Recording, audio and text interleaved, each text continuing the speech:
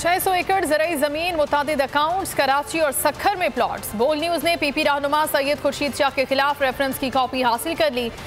1 अरब 23 करोड़ रुपए से जायद रेफरेंस में 2 बेगमात, 2 साहबजादे, भतीजे समेत 18 अफराद नामजद हैं।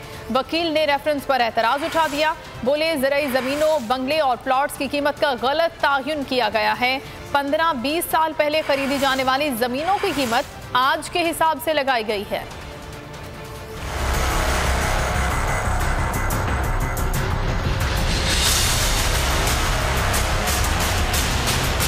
खुर्शीद शाह के खिलाफ असासाजात केस मंतकी अंजाम के करीब। कितनी ज़राई ज़मीनें, कितने प्लॉट्स और कितने अकाउंट्स सब रेफरेंस में बता दिया।